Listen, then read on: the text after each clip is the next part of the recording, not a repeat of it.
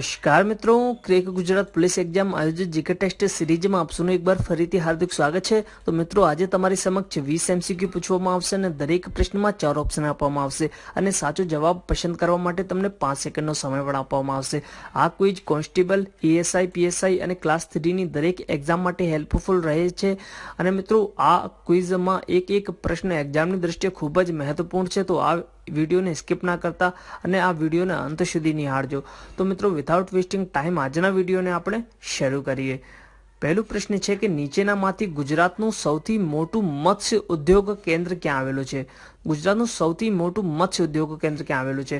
એ કોડીનારમાં, બી ઉનામાં, C Talala કે D Veraval? તો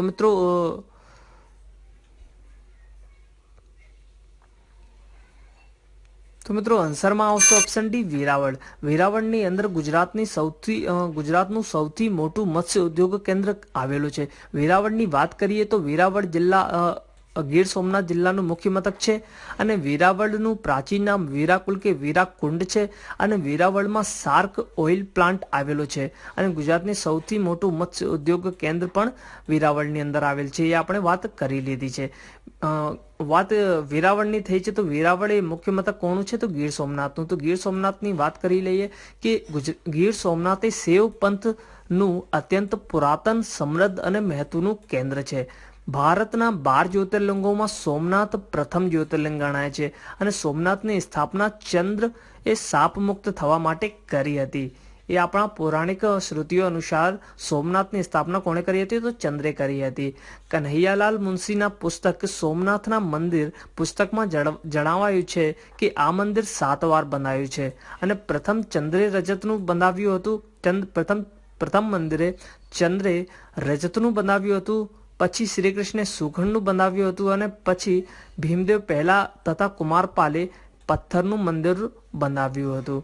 એક સમય મિત્રો સોમનાથનો ધ્વંસ કરવા મોહમ્મદ બેગડા ચડી આવ્યો ત્યારે સોમનાથની સખાવતે આવેલો સૌરાષ્ટ્રનો રાજવી વીરોના અગ્રણી હમીરજી ગોહિલે સોમનાથનું રક્ષણ કરતા સોમનાથના પ્રાંગણમાં જ વીરમૃત્યુ વહોર્યું હતું। તેમની ખામી તરીકે તેમનું દેવળ સોમનાથ પ્રાંગણમાં છે અને મિત્રો કવિ કલાપી હમીરજી ગોહિલ કાવ્યમાં હમીરજી વીરગાથા આલેખી છે અને મિત્રો 1951માં જીર્ણોદ્ધારમાં રાષ્ટ્રપતિએ રાજેન્દ્ર પ્રસાદના હસ્તે શિવલિંગની પ્રાણ પ્રતિષ્ઠા કરવામાં આવી હતી। તો મિત્રો, આવી ઘણી બધી ઇન્ફોર્મેશન તમારા એક્ઝામ માટે ખૂબ જ મહત્વની છે। કાં તો તમે નોટબુકમાં નોટ ડાઉન કરી લેજો, કાં તો તમે આ સ્ક્રીનશોટ પણ લઈ શકો છો। બીજા પ્રશ્ન ઉપર જઈએ કે હજારીબાગ રાષ્ટ્રીય ઉદ્યાન એ ક્યાં આવેલો છે? આંધ્રપ્રદેશમાં, ઝારખંડમાં, છત્તીસગઢમાં કે કર્ણાટકમાં? તો મિત્રો, હજારીબાગ રાષ્ટ્રીય ઉદ્યાનની વાત થઈ છે તો હજારીબાગ રાષ્ટ્રીય ઉદ્યાન એ ઝારખંડની અંદર આવેલ છે। Jharkhand call capital of India કોને કહેવામાં આવે છે? તો કોલ કેપિટલ ઓફ ઇન્ડિયા ધનબાદને કહેવામાં આવે છે।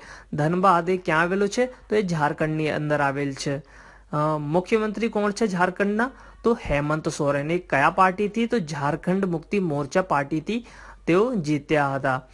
અને મિત્રો રાજ્યપાલની વાત કરીએ તો દ્રૌપદી મુર્મુ ઝારખંડના ગવર્નર છે અને દેશની પ્રથમ આદિવાસી મહિલા ગવર્નર છે।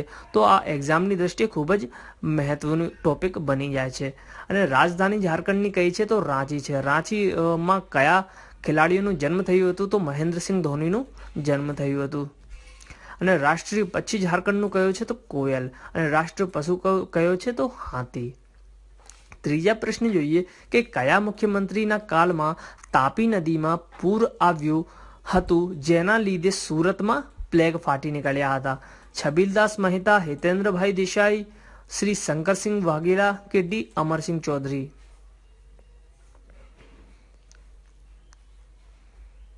તો મિત્રો આન્સરમાં આવશે ઓપ્શન એ છબીલદાસ મહેતા। છબીલદાસ મહેતાએ 9મા ક્રમના મુખ્યમંત્રી હતા, 9વા નંબરના મુખ્યમંત્રી હતા અને તેમના કાળમાં તાપી નદીમાં પૂર આવ્યું હતું જેના લીધે સુરતમાં પ્લેગ ફાટી નીકળ્યા હતા।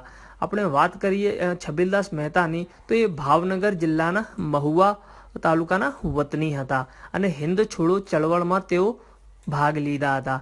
અને ચીમનભાઈ પટેલના અવસાન થયા પછી છબીલદાસ ગુજરાતના 9મા નંબરના મુખ્યમંત્રી બન્યા હતા. ચોથો પ્રશ્ન જોઈએ કે ભારતમાં પ્રથમ પોર્ટુગીઝ ગવર્નર તરીકે ભારતમાં કોણ આવ્યો? વાસ્કો દી ગામા, દી આલ્બુકર્ક, દી આલ્મેડો કે ક્રિસ્ટોફસ કોલંબસ? તો મિત્રો ભારતમાં પ્રથમ પોર્ટુગીઝ ગવર્નરની વાત થઈ છે, પ્રથમ પોર્ટુગીઝ વ્યક્તિની નહીં. તો મિત્રો આન્સરમાં આવશે દી આલ્મેડો. દી આલ્મેડો એ પ્રથમ ગવર્નર હતો પોર્ટુગીઝનો. ક્યારે બન્યો હતો? તે 1509માં. 1509માં પ્રથમ ગવર્નર તરીકે તેમની નિયુક્તિ કરવામાં આવી હતી અને 1510માં બીજાપુરના સુલતાનને હરાવી તેઓ ગોવા જીતી લીધું હતું. અને વાસ્કો દી ગામા એ પ્રથમ પોર્ટુગીઝ હતા જે ભારતમાં સૌ પ્રથમે આવ્યા હતા. એ તેઓ કાલિકટ બંદર પહોંચ્યા હતા 1498માં. અને સૌ પ્રથમ આવનાર પ્રજા કઈ છે? તો પોર્ટુગીઝ થઈ 1498માં. અને સૌથી છેલ્લે જાવનારી પ્રજા કઈ છે ભારતમાંથી? તો એ પણ પોર્ટુગીઝ છે. 1961માં તેઓ ગયા હતા. અને પોર્ટુગીઝે કેટલા વર્ષ શાસન કર્યા ભારતની અંદર? તો ભારતની અંદર 463 વર્ષે ભારતની અંદર તેઓ શાસન કરનાર પ્રજા હતી. તો મિત્રો આ ક્વેશ્ચન આ ટોપિક ખૂબ જ મહત્વપૂર્ણ છે એક્ઝામની દ્રષ્ટિએ. તો મિત્રો ધ્યાનથી આ વિડીયોને અંત સુધી નિહાળતા રહેજો. પ્લાસીના યુદ્ધ કોના કોના વચ્ચે થયા હતા? રોબર્ટ ક્લાઇવ અને સુજાઉદ્દૌલા, બી રોબર્ટ ક્લાઇવ અને Mir Kasim, C Robert Clive અને સિરાજુદ્દૌલા કે ડી રોબર્ટ ક્લાઇવ અને ટીપુ સુલતાન? તો મિત્રો ઓપ્શન્સ તમારી સમક્ષ છે, આન્સર જલ્દીથી વિચારી લો. તો મિત્રો આન્સરમાં આવશે ઓપ્શન સી રોબર્ટ ક્લાઇવ અને સિરાજુદ્દૌલા. રોબર્ટ ક્લાઇવ અને સિરાજુદ્દૌલા વચ્ચે પ્લાસીના યુદ્ધ 1757માં પ્લાસીનો યુદ્ધ થયો હતો. તો મિત્રો આમ પ્લાસીના યુદ્ધ પછી ભારતમાં અંગ્રેજી સત્તાની શરૂઆત થઈ તેવું માનવામાં આવે છે. છઠ્ઠમો પ્રશ્ન છે કે કયા લોર્ડે ઈસવીસન 1793માં તેને બંગાળ, બિહાર અને ઓડિશામાં કાયમી જમાબંધી લાગુ કરાવી હતી? એ વોરેન હેસ્ટિંગ, બી કાર્નવોલિસ, સી વેલેસ્લી કે ડી હેસ્ટિંગ? તો મિત્રો આ પ્રથમ નંબરના, બીજા નંબરના, ત્રીજા નંબરના, ચોથા નંબરના લોર્ડ ગવર્નર જનરલ હતા. તો મિત્રો આન્સરમાં આવશે બી કોર્નવોલિસ. મિત્રો કોર્નવોલિસે બંગાળ, બિહાર અને ઓડિશામાં કાયમી જમાબંધી લાગુ કરાવી હતી. અને ઇંગ્લેન્ડના વડાપ્રધાન તે સમયના ઇંગ્લેન્ડના વડાપ્રધાન પીટના તેઓ મિત્ર હતા. અને કોર્નવોલિસ કોડ નામનું કાયદાનું પુસ્તક તેમણે તૈયાર કરાવ્યું હતું અને પોલીસ વ્યવસ્થાને તેઓ પ્રસ્થાપિત કરી હતી. અને મિત્રો જિલ્લાના સમસ્ત અધિકાર કલેક્ટરને સોંપ્યા હતા. તેને સમયમાં ત્રીજું અને એંગ્લો મૈસૂર યુદ્ધ થયું હતું જેમાં ટીપુ સુલતાનની હાર થઈ અને શ્રીરંગપટ્ટનમની તેઓએ સંધિ કર્યા હતા. તો મિત્રો એક ક્વેશ્ચન લોજિકલ રીઝનિંગનો કે 12, 11, 13, 12, 14, 13 તો પછી શું આવશે? 10, બી 16, સી 13 કે ડી 15?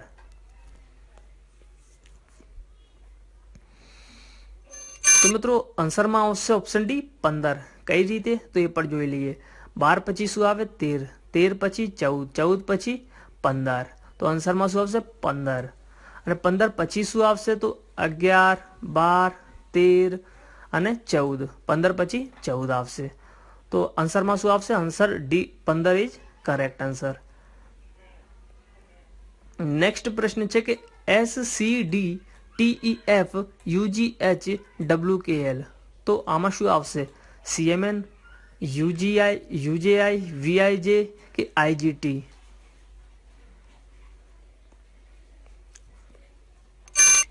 તો મિત્રો આન્સરમાં આવશે VIJ. કઈ રીતે એ પણ જોઈ લઈએ. તો S પછી શું આવે?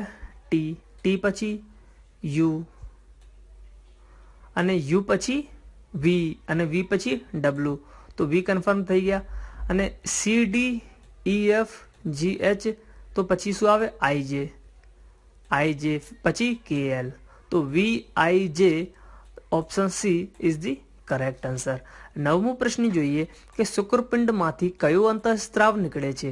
ટેસ્ટોસ્ટેરોન, પ્રોજેસ્ટેરોન અને એસ્ટ્રોજન કે એપિફ્રાઇન કે ત્રણેયમાંથી એક પણ નહીં? મિત્રો આન્સરમાં આવશે ઓપ્શન એ ટેસ્ટોસ્ટેરોન. ટેસ્ટોસ્ટેરોન એ શુક્રપિંડમાંથી અંતઃસ્ત્રાવ નીકળે છે અને આ પુરુષોમાં જાતિ લક્ષણો માટે જવાબદાર છે અને અંડપિંડ એ સ્ત્રીઓમાં ગૌણ જાતીય લક્ષણો માટે જવાબદાર અંતઃસ્ત્રાવી ગ્રંથિ છે. એમાંથી પ્રોજેસ્ટેરોન અને એસ્ટ્રોજનનો સ્ત્રાવ થાય છે. 10મો પ્રશ્ન છે કે વાયરસની શોધ કોણે કરી હતી? વાયરસની શોધ કોણે કરી હતી? Robert Koch, Ivanovsky, Alexander Fleming કે ત્રણે પૈકી એક પણ નહીં? તો મિત્રો રશિયાના એક વૈજ્ઞાનિક હતા ઇવાન વિસ્કી રશિયાના વૈજ્ઞાનિકે વાયરસની શોધ કરી હતી. 11મો પ્રશ્ન છે કે પરમાણુમાં રહેલા કયા કણો સૌથી ભારે હોય છે? ઇલેક્ટ્રોન, પ્રોટોન, ન્યુટ્રોન કે એ અને બી, એટલે ઇલેક્ટ્રોન અને ન્યુટ્રોન? તો મિત્રો આન્સરમાં આવશે ઓપ્શન સી ન્યુટ્રોન. પરમાણુમાં ન્યુટ્રોનનો કણનો સૌથી ભારે હોય છે. ન્યુટ્રોન કણ પરમાણુની અંદર રહેલ ન્યુટ્રોન કણ સૌથી ભારે હોય છે. ન્યુટ્રોનની વાત થઈ છે તો ન્યુટ્રોન વીજભારની દ્રષ્ટિએ તટસ્થ વીજભાર ધરાવે છે. 12મો પ્રશ્ન છે કે નીચે પૈકી કઈ બાબતો ભારતમાં બંધારણમાં દર્શાવેલ મૂળભૂત ફરજોમાં ગણવામાં આવે છે? નીચે પૈકી કઈ બાબતનો ભારતના બંધારણ દર્શાવેલ મૂળભૂત ફરજોમાં ગણવામાં આવે છે? પહેલું, સંવિધાનને વગદાર રહેવું અને તેના આદર્શો, સંસ્થાઓ, રાષ્ટ્રધ્વજ અને રાષ્ટ્રગીતનો આદર કરવો. બીજું, સમાજના નબળા વર્ગના લોકોને સામાજિક ન્યાય અને અધિકારિતા પ્રદાન કરવી. ત્રીજું, વૈજ્ઞાનિક માણસ માનવતાવાદ અને જિજ્ઞાસા તથા સુધારણાની ભાવના કેળવવી. ચોથું, જાહેર મિલકતનું રક્ષણ કરવાની અને હિંસાનો ત્યાગ કરવાની ભાવના કેળવવી. તો મિત્રો રાઈટ શું આવશે? 1 અને 4 કે 1, 3 અને 4? સી 1 અને 3 કે ડી 1, 2, 3 કે 4?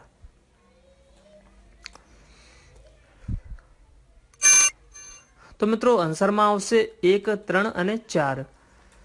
1, 3 અને 4 આ ત્રણેય બાબતો ભારતના બંધારણમાં દર્શાવેલ મૂળભૂત ફરજોમાં ગણવામાં આવે છે. આ ત્રણેય બાબતો મૂળભૂત ફરજો આર્ટિકલ 51માં ગણવામાં આવે છે. 13મો પ્રશ્ન જોઈએ કે ચૂંટણી પંચનો ઉલ્લેખ ભારતીય બંધારણના કયા અનુચ્છેદમાં કરવામાં આવેલો છે? 356, 382, 280 કે 324?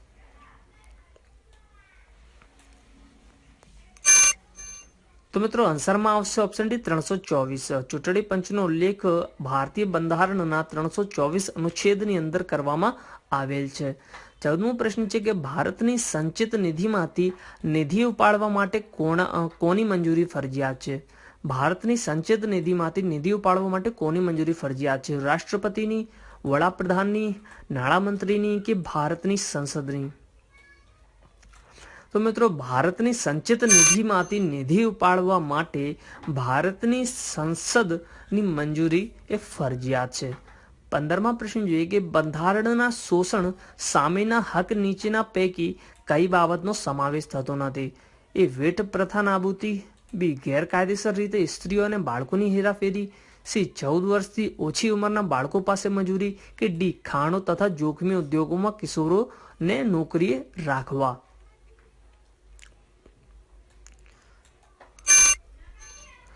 તો મિત્રો આન્સરમાં આવશે ઓપ્શન બી ગેરકાયદેસર રીતે સ્ત્રીઓ અને બાળકોની હેરાફેરી. શોષણ સામેના હકમાં નીચે પૈકી આ બાબતનો સમાવેશ થતો નથી.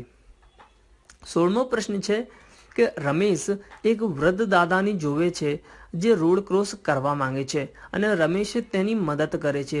રોડ ક્રોસ કરતી વખતે દાદા અને રમેશ સાથે કાર અથડાય છે. રમેશને સામાન્ય ઈજા થાય છે અને દાદાનું મોત થાય છે. તો આ કિસ્સામાં રમેશને કઈ કલમ અંતર્ગત અપવાદનો લાભ મળશે? એ 79, બી 80, સી 81 કે ડી 82?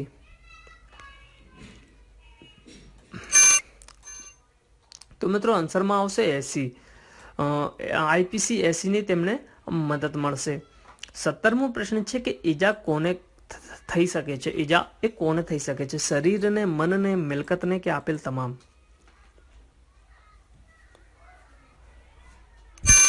તો મિત્રો આન્સરમાં આવશે ઓપ્શન ડી આપેલ તમામ શરીર, મન અને મિલકતને ઈજા થઈ શકે છે. 18મો પ્રશ્ન છે કે તાજેતરમાં કયા રાજ્યમાં આંતરરાષ્ટ્રીય સેન્ડ આર્ટ ફેસ્ટિવલની શરૂઆત થઈ છે? તાજેતરમાં કયા રાજ્યમાં આંતરરાષ્ટ્રીય સેન્ડ આર્ટ ફેસ્ટિવલની શરૂઆત થઈ છે? તમિલનાડુ, ઓડિશા, છત્તીસગઢ કે મહારાષ્ટ્ર? તો મિત્રો આન્સરમાં આવશે ઓપ્શન બી ઓડિશા. ઓડિશાની અંદર આંતરરાષ્ટ્રીય સેન્ડ આર્ટ ફેસ્ટિવલની સાલમાં શરૂઆત થઈ છે. આ ફેસ્ટિવલની વાત કરીએ તો આંતરરાષ્ટ્રીય સેન્ડ આર્ટ ફેસ્ટિવલની આ 9મી આવૃત્તિ અને કોણાર્ક ફેસ્ટિવલની 31મી આવૃત્તિ ઓડિશામાં શરૂ થઈ ગઈ છે. અને ઓડિશાના પુરી જિલ્લામાં કોણાર્કના ચંદ્રભાગા બીચ ઉપર આંતરરાષ્ટ્રીય રેતી આર્ટ ફેસ્ટિવલનું આયોજન કરવામાં આવ્યું છે. ક્યાં તો ચંદ્રભાગા બીચ ઉપર. અને આ મહોત્સવમાં દેશભરના 17 જેટલા કલાકારો ભાગ લઈ રહ્યા છે. અને ઉત્સવમાં મુખ્ય ક્યુરેટર તરીકે વિશ્વ પ્રખ્યાત રેતી કલાકાર અને પદ્મશ્રી એવોર્ડ સુદર્શન પદનાયકની નિમણૂક કરવામાં આવી છે. ઓડિશાના કરંટ અફેરની વાત કરીએ, નવેમ્બર-ડિસેમ્બર કરંટ અફેરની વાત કરીએ તો તાજેતરમાં 12 નવેમ્બરના રોજ વિશ્વ નિમોનિયા દિવસના રોજ ઓડિશા સરકાર દ્વારા આ અભિયાન ચાલુ કરવામાં આવ્યું છે. અને મિત્રો તાજેતરમાં હિમાચલ પ્રદેશ વિધાનસભાની પેપરલેસ થવાની તૈયારીમાં છે. તાજેતરમાં હિમાચલ પ્રદેશની વિધાનસભાની પેપરલેસ થવાની તૈયારીમાં છે, એમ સ્પીકર સૂરજ નારાયણ પેટ્રોએ જણાવ્યું હતું. અને ભારતનો સૌથી લાંબો ડેમ મહાનદી પર આવેલ છે, જેનું નામ હીરાકુંડ ડેમ છે. આ ખારા પાણીનું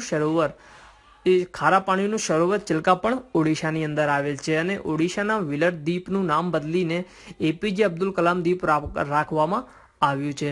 અને ઓડિશા સરકારે ઇન્ડિયન રગ્બી ફૂટબોલ યુનિયન સાથે આગામી 3 વર્ષે 2023 સુધી ભારતીય રાષ્ટ્રીય રગ્બી ટીમોને પ્રાયોજિત કરવા અને ખેલાડીઓની ઉચ્ચ પ્રદર્શન, પ્રશિક્ષિત અને કન્ડિશનિંગની સુવિધા માટે કરાર પર હસ્તાક્ષર કર્યા છે. અને રાજ્યના તમામ શહેરી વિસ્તારોમાં ગુણવત્તાયુક્ત નલ પીવાના પાણીની 24 કલાક સપ્લાય કરવા માટે સુજલ ટેપ મિશનથી પીણું યોજનાનું ઉદ્ઘાટન કર્યું છે.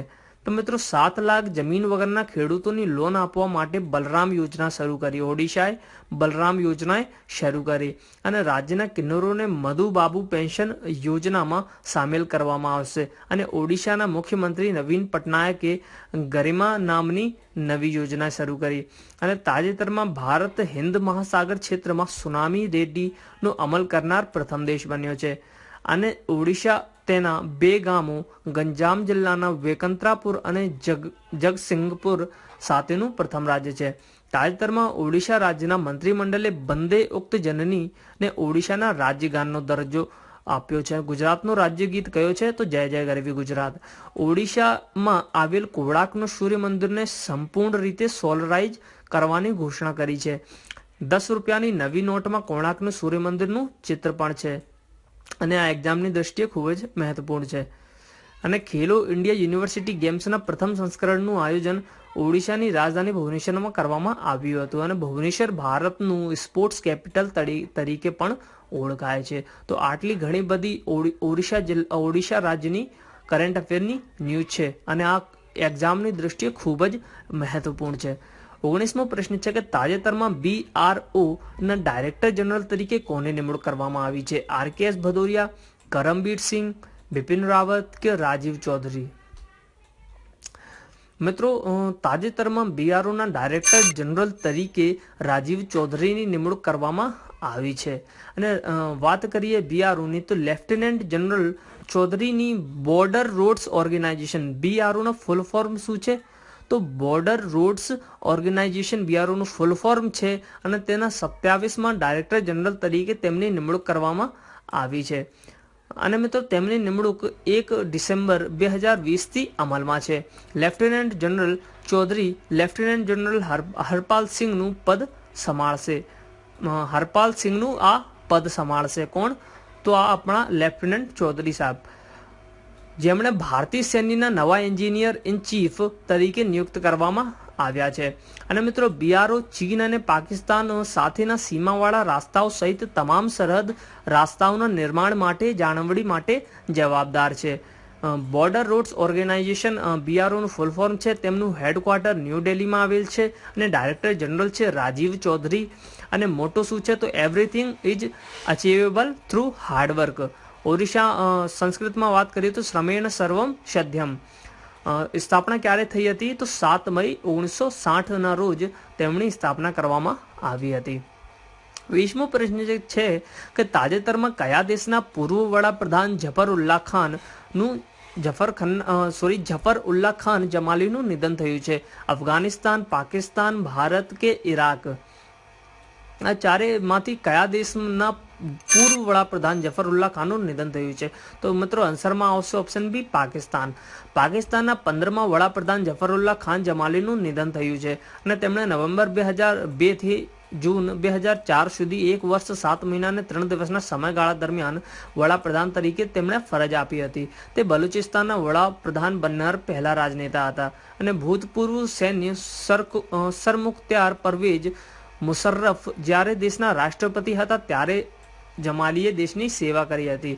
વડાપ્રધાન તરીકે જમાલીએ વિવાદિત કાશ્મીર વિસ્તારમાં શાંતિ કરાર અને યુદ્ધ વિરામ પર હસ્તાક્ષર કરવાની પ્રતિજ્ઞા લીધી હતી. પાકિસ્તાનની વાત થઈ છે તો પાકિસ્તાનના પ્રાઇમ મિનિસ્ટર કોણ છે તો ઇમરાન ખાન. કેપિટલ કઈ છે? ઇસ્લામાબાદ. કરન્સી કઈ છે? પાકિસ્તાની રૂપિયા. અને પ્રેસિડેન્ટ કોણ છે તો આરિફ અલ્વી તેના રાષ્ટ્રપતિ છે પાકિસ્તાનના. પાકિસ્તાન અને ચીને POK પાકિસ્તાન અધિકૃત કાશ્મીરના શુડોતી જિલ્લામાં ઝેલમ નદી પર 700 મેગાવોટ આઝાદ પટ્ટન હાઇડલે પાવર પ્રોજેક્ટ માટે કરાર પર હસ્તાક્ષર કર્યો છે. અને તાજેતરમાં પાકિસ્તાનની રાજધાની ઇસ્લામાબાદમાં પ્રથમ હિન્દુ મંદિર બનાવવામાં આવશે. આ મિત્રો કરંટ અફેર છે પાકિસ્તાનમાં આપણા એક્ઝામની દૃષ્ટિએ ખૂબ જ મહત્વપૂર્ણ છે. પાકિસ્તાનની મહિલા ક્રિકેટર સના મીરે તાજેતરમાં જ ક્રિકેટમાંથી નિવૃત્તિ લીધી છે અને પાકિસ્તાનના એરફોર્સના પ્રથમ હિન્દુ પાયલટ રાહુલ દેવ બન્યા છે. પાકિસ્તાનની પ્રથમ મહિલા હિન્દુ જજ સુમન કુમારી બન્યા છે અને પાકિસ્તાનના પ્રથમ પ્રધાનમંત્રીનું નામ લિયાકત અલી ખાન હતું. અને ભારત અને પાકિસ્તાન વચ્ચેની બોર્ડરને રેડ ક્લિફ લાઇન કહેવામાં આવે છે. એક્ઝામની દ્રષ્ટિએ આ પ્રશ્ન ખૂબ જ મહત્વપૂર્ણ છે કે ભારત અને પાકિસ્તાન વચ્ચેની બોર્ડરનું નામ શું છે? તો મિત્રો આન્સરમાં આવશે રેડ ક્લિફ લાઇન. આપણે ન્યૂઝ બુલેટિનની વાત કરીએ તો ક્વેશ્ચન છે કે તાજેતરમાં કોણે ભારતના પ્રથમ પ્રીમિયમ પેટ્રોલ ઓક્ટેન 100 લોન્ચ કર્યો છે? તો મિત્રો આન્સરમાં આવશે ધર્મેન્દ્ર પ્રધાન. ધર્મેન્દ્ર પ્રધાન કોણ છે તો પેટ્રોલિયમ અને ઇન્ડસ્ટ્રી મંત્રી છે. અને મિત્રો IOCL દ્વારા આ લોન્ચ કરવામાં આવ્યો છે. IOCL એટલે ઇન્ડિયન ઓઇલ કોર્પોરેશન લિમિટેડ દ્વારા. અને મિત્રો તેમની સ્થાપના IOCLની સ્થાપના 1967માં કરવામાં આવી હતી. અને બીજા ક્વેશ્ચન ઉપર જઈએ કે તાજેતરમાં જારી થયેલ ટોપ 10 પોલીસ સ્ટેશનોમાં પ્રથમ નંબર પર કયો સ્ટેશન છે? તો મિત્રો આન્સરમાં આવશે નોંગપોક શેકમાં પોલીસ સ્ટેશન. એ ક્યાં આવેલું છે, કયા રાજ્યમાં આવેલ છે? તો એ મણિપુરની અંદર આવેલ છે. કેન્દ્રીય મંત્રી અમિત શાહે કેન્દ્રીય મંત્રી હોમ મિનિસ્ટરે અમિત શાહે આ લિસ્ટ બહાર પાડી છે. અને ત્રીજો પ્રશ્ન જોઈએ કે તાજેતરમાં કઈ ભારતીય અમેરિકનને Time magazine of the year માટે પસંદ કરવામાં આવ્યા છે? તો મિત્રો આન્સરમાં આવશે ગીતાંજલિ રાવ. આન્સરમાં શું આવશે? આન્સરમાં આવશે ગીતાંજલિ રાવ. અને મિત્રો ક્વેશ્ચન છે કે તાજેતરમાં હરન લીડિંગ વુમન 2020ના લિસ્ટમાં પ્રથમ નંબર પર કોણ છે? તો મિત્રો આન્સર આમાં આવશે રોશની નડાર મલ્હોત્રા. એક ક્વેશ્ચન છે કે તાજેતરમાં 2020 માટે ભારતનો GDP કેટલો રહેવાનું અનુમાન લગાવ્યું છે? તો -9%. કોણે અનુમાન લગાવ્યું છે? તો S&P કોણ છે? તો S&P standards and poor global company છે. તેઓએ ભારતનું GDPનું અનુમાન -9% લગાવવામાં આવ્યો છે. અને મિત્રો નેક્સ્ટ આપણી એક ભૂલ હતી કાલના વિડીયોમાં કે રાજ્યોના રાજ્યપાલો અંગે નીચે પૈકી કઈ બાબતો ખરી છે? તો મિત્રો અહીંયા 6ની જગ્યાએ 5 આવશે. તો મિત્રો જીતુ જાટ ચૌધરીએ આ ક્વેશ્ચનની તેમણે ભૂલ શોધી કાઢી છે. તો મિત્રો આન્સરમાં તો તમને ખબર જ હશે, આન્સરમાં બી માત્ર 1 અને 3. તો મિત્રો ભૂલ સુધારી લેજો. કાલના વિડીયોનું આન્સર છે કે નરેન્દ્રસિંહ તોમરે હાલમાં સહકાર પ્રજ્ઞા નામની પહેલનું અનાવરણ કર્યું છે. અને મિત્રો ઘણા બધા મિત્રોએ ખૂબ સરસ રીતે તેમણે આન્સર આપ્યા છે. જેમાં આપણે વાત કરીએ તો યુવરાજસિંહ જાડેજા, જિગ્નેશ સુરતી, ચેતન બગડા, और कुशल पाठकની વાત કરીએ ડિટેલમાં તેમણે આન્સર લખ્યું છે, તેમનો ખૂબ ખૂબ આભાર. અને ચેતનભાઈ, અર્જુનભાઈ રાઠવા, મકવાના રાજેશ, દેવાભાઈ પરમાર, રાહુલ, વિવેક સોલંકી ભાઈએ ઘણા બધા લોકોએ તેમના કમેન્ટમાં તેઓએ આન્સર આપ્યા છે. તો મિત્રો Narendra Singh Tomar is the correct answer. Next એક ક્વેશ્ચન તમારા બધા માટે કે 2021ના પ્રજાસત્તાક દિવસે મુખ્ય મહેમાન તરીકે કોને આમંત્રણ આપ્યું છે? પ્રીવિયસ વિડીયો જોયું હશે તો આન્સર તમને તરત જ આવડી જશે. આન્સર તમે કમેન્ટ બોક્સમાં લખજો. આ વિડીયોમાં ખૂબ જ મહેનત લાગી છે, તો આ વિડીયોમાં તમે એક લાઇક જરૂરથી આપજો. અને મિત્રો આ લાઇકના આપણે 50 લાઇકનું આપણે નોર્મલ 50 લાઇકના આપણે ટાર્ગેટ રાખીએ છીએ, તો એક લાઇક મિત્રો તમે જરૂરથી કરજો. આ વિડીયો કેવું લાગ્યું તમે નીચે કમેન્ટ બોક્સમાં તમારી પ્રતિભાવ જણાવજો.